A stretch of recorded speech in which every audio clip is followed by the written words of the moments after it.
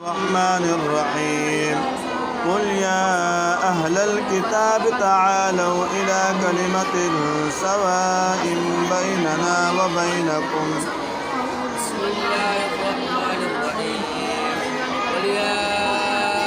أهل الكتاب تعالوا إلى كلمة سواء بيننا وبينكم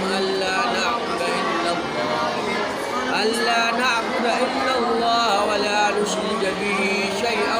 ولا يتخذ بعضنا بعضا أربابا من دون الله فإن تولوا فقولوا اشهدوا بأننا مسلمون يا